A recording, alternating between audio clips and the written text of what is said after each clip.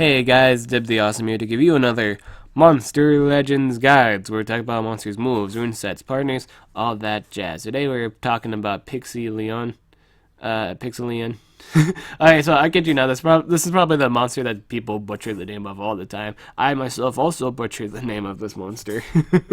uh, but yeah, this is a monster that references Final Fantasy. Believe it or not, it doesn't reference Minecraft. It references Final Fantasy. When you see its ultimate, it does do, in fact, a Final Fantasy. In fact, all of its moves, all of its moves references Final Fantasy. Sorry, this guide took a long time to make. I said I was going to do this guide way back. I didn't for some reason at some point. I felt the need to do it now because I'm currently working. I'm working on my RPG, so why not do the guide on a monster that's based on an RPG? That's like the perfect guide to do for the day on this Thursday afternoon.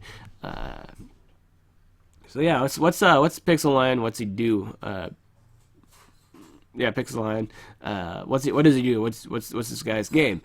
So his main game is he's the first legendary monster to have different types of moves in terms of just special and his element base. So this is a magic monster. You think he'd have special moves? In fact, his only special move isn't his ultimate. It's his only special move in terms of the rest of his kit. The rest of his kit is magic, fire, and water, and I think that's actually really cool. The first monster capable of doing other elemental attacks in terms of a legendary monster was this monster. This was the first one to do it, and it's a lot of fun. I currently have 2 of these in storage. You should, I mean, like, if you, I don't want to say if you've been playing since the Greece event, or like the event where Atlas, Jabeline, Mercury, all those monsters that came out. This one came out in the arena one specifically. You should have 2 of these by now because they also came out recently in the 80s event, the 80s Island event. I thought that was pretty cool too. I thought that was pretty cool. So basically, if you have this one plus another one, you can make it up to 105. And these are its stats at 105, and they're a lot better than its 100 stats. But yeah, these are the stats it has currently at 100. Not too pretty, obviously, compared to 105. So power for 100 is 3,278. Clearly not the highest power in the game. This guy's kind of a mix of stuff. He's not really 100% of anything. If any direction, he's kind of leaning towards a denier side with some DOT. But that's about it. In terms of that, if you rank him up, you can make him an attacker. That's totally a thing you could do. His life is 29,255. This is a pretty awesome life, in perfect honesty. Very sturdy, alright, all around. You will see this on defense with the extra guy build. That's probably the most common place you'll see this. It's on defense on the enemy team, usually running either the extra guy build or full speed set. This mainly, you use this thing in all honesty when you see, I'm sorry I'm saying all honesty a lot, but when you see this monster on defense, it's mainly either A, that's their only magic monster, or B, they're using it to defend against Uru, and even at that, I don't think it's a great idea. To put this thing on defense, it's just not. It's too easy to possess. It has its immunity to stun. That's kind of why you put it on defense. It's just solely to counter Uru or just anything that does stunning. But beyond that, it's not, again, it's really no point to it, because then you're just weak to pretty much natural stuff. At that point, it's good to protect against something that's specific, like Uru is a really strong counter to pretty much a lot of magic monsters because he can AoE stun. Doesn't justify getting rid of all the natural defensives. If anything, on a defensive comp, you should put a monster that's immune to possession, at least one, on your defense, so you don't get AoE denied the whole game. That's how strong possession is. You can pretty much essentially possess the monster, and the monster could do another deny, which this monster is capable of. This monster can deny something, or anything really, and you don't want that. You really don't. So don't put this guy on defense, I'd say. Don't put him on defense. It's not a good idea. His speed is 3,421. This is a pretty alright speed. I think this is Frostbite and Thedes speed, in all honesty, in terms of the speed.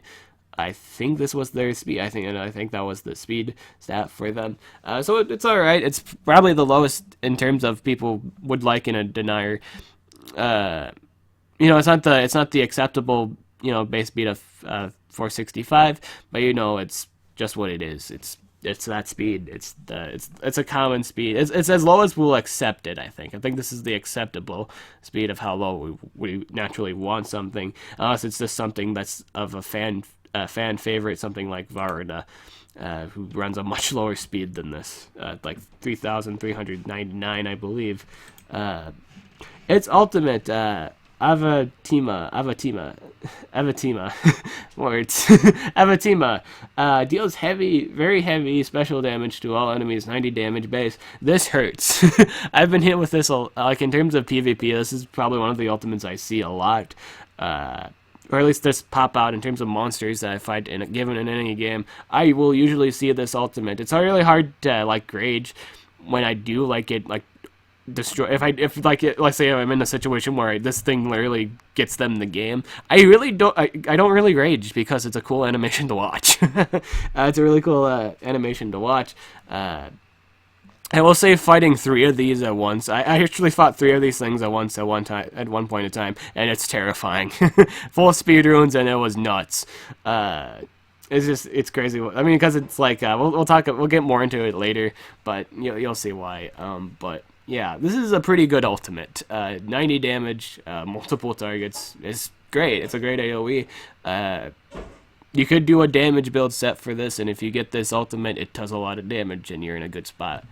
But that's about it. It's good for a damage dealer role, not good for anything else, really. Nothing in skill groups 1. You could argue you could run Magic Cutter because it's a spammable move. Really low cooldown too. It's 21 stamina, but it's 40 damage. Not too much worth running because there's other stuff you could run. But it's probably, in all honesty, this is probably his only runnable spammable move in terms of just as a damage dealer. I don't think he runs any spammable move beyond this, so you may run it. You may run the argument of running it. Stigma. This is a 3-turn cooldown, 45 damage, single target. Move with 28 stamina, deals moderate magic damage, applies 1 random negative effect to target, requires a cooldown of 3 turns, like I said. So basically, you can do the memes. This is a meme move. You use it on a single monster, and you get a random stat as a result. You get it from burning to slowing to see all these random stats. This is all the possibilities you could get. You could get 100% down and drain. So this is basically a luck-based move, totally 100%. It's luck. I'd actually recommend running it just for fun, for fun sets, and the attacking roll, maybe even just the denying roll too. Fire 2 deals low fire damage to all enemies, 50% chance of burning all enemies, requires a cooldown of 2 turns, 31 stamina, and 30 damage. This move is terrifying when there's 3 on the field. You wouldn't believe how terrifying this is when you see like 3 Pixelion at once, but it's terrifying too, trust me. you have not lived horror till you fought like a team of Pixelion with all 3 really high-end speedruns. It's stupid. It's like flaming fireballs raining from the sky. He has a 50% chance to even land, so you can imagine how terrifying when multiple fireballs are just launching at you at once. It's ridiculous. This is just kind of a funny thing. It's a funny story. But yeah, this is kind of why it was terrifying, because like they could do since they're all running Pixelion, they have like a higher chance of actually landing these moves, these random chance moves, because he has an AoE that does freezing that's 50% too. So you can imagine how nuts it is just seeing all the pixel spells flying from the sky. It's funny. In all honesty, I like the moves of this monster in terms of animation. It's really nice. I like playing RPGs when I was a kid, and I still enjoy playing RPGs actually to this very day. They're just fun. They give life lessons, I think, in terms of video games. RPGs are a good game to get life lessons from, or like that teaches you stuff.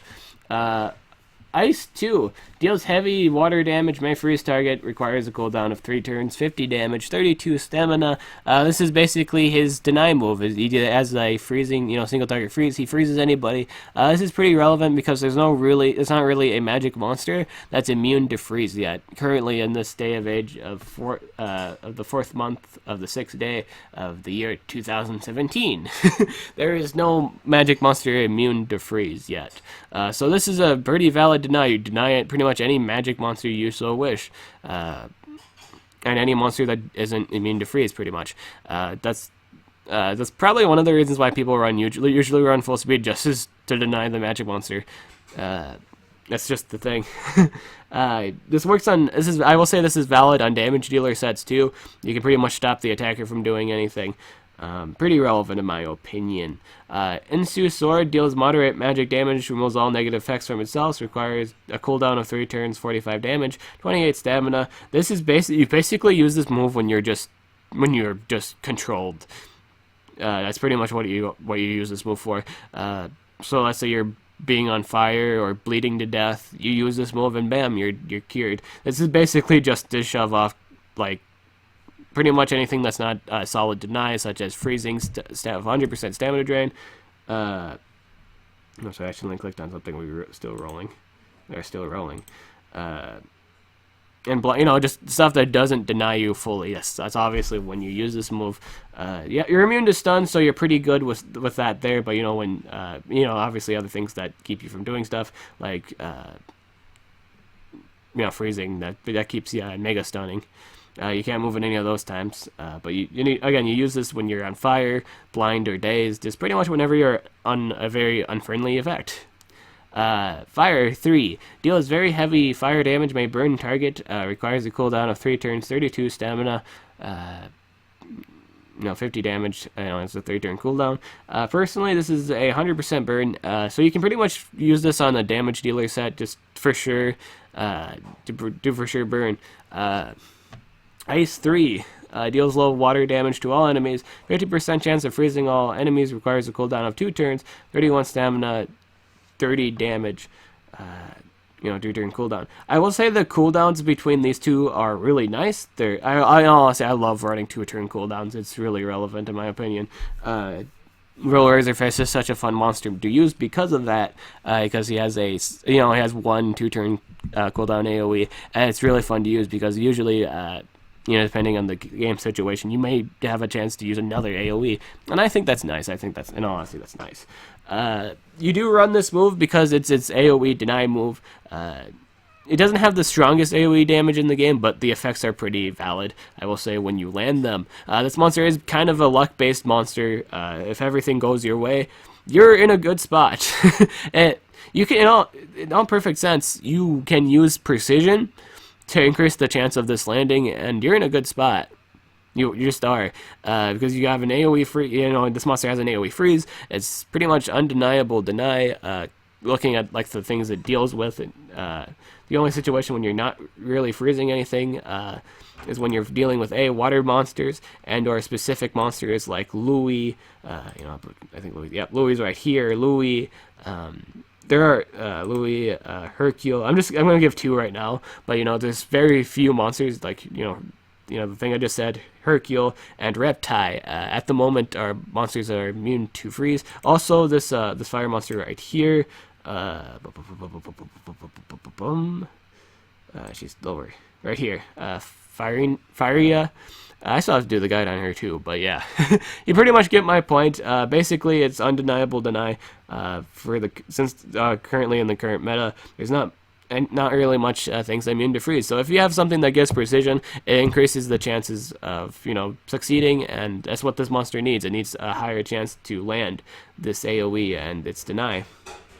Now, what moves do you actually run? There's actually quite a few move sets people run on this monster. It totally depends on player preference. I've seen people run just all the all these water moves. Water, Ice 2, Ice 3, Fire 3, and Fire 2. I usually see that. That's a common set build I see. Is this the popular build set? Because you get a variety of... I guess you could say this is more so of a for sure thing. It will for sure do a freeze move or a DOT move whenever it moves. I think that's why people do this set mostly. Stigma's a random chance they might not get anything good, so that's probably why they don't run it. Personally, for my set, what I'd have you run, I'd have you run. I'd have you run Stigma just because you have a move against metal monsters. That's important. You would not believe the amount of metal monsters you have to deal with nowadays. I find this move pretty good to use. Or you can either use this move. In all honesty, I'd probably struggle between Magic Cutter and Stigma, just because spammable damage, low stamina cost too, by the way, versus slightly more damage. Like a 3-turn cooldown and 28 stamina. I don't know if you get much value of this move. You might not even get that much value. So you might be good with Magic Cutter because you can spam it.